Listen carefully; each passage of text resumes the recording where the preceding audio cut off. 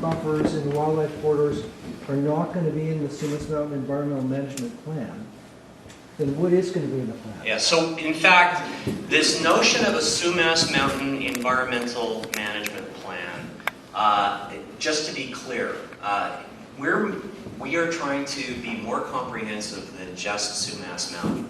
The policy document that we're talking about is bigger than just Sumas Mountain. In fact, it has been a distraction to the initiative, quite frankly. Okay, to be focused specifically and almost entirely on Sumas Mountain, when there's so many bigger things out there which get lost in that process as a result of that. So, in fact, if you'll see this, what this is, and I put it up here only so that I fully expect that many of you will want to see this. This is the framework of what this environmental plan is intended to be. When this exercise began back in 2010, we called it the Green Community Plan.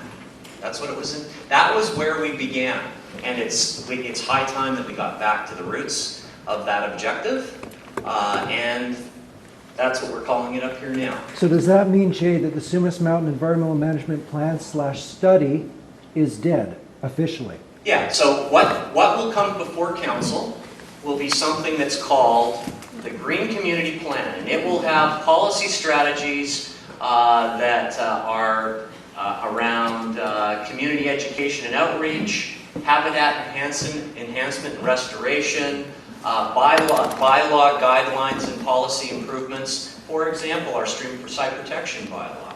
It hasn't been reviewed since 2005. I think one of the things that, again, we've heard through this process and elsewhere is that there probably is some benefit in including some classification of streams. Jay, quick question. Is that plan then going to specifically talk about things like a desire to connect the two flanks of parkland on Sumas Mountain?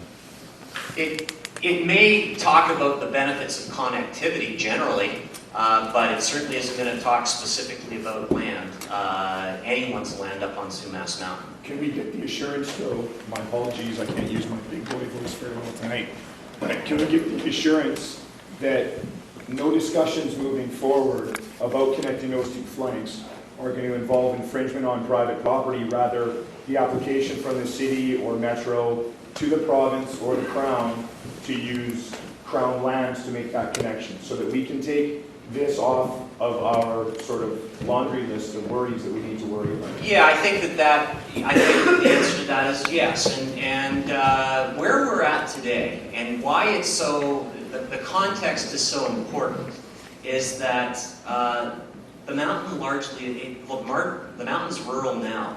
The mountain is going to remain rural. Getting ourselves all worked up over corridors and cores today is really a disservice to you guys on the mountain here. Okay, Jay, I can appreciate that. I actually have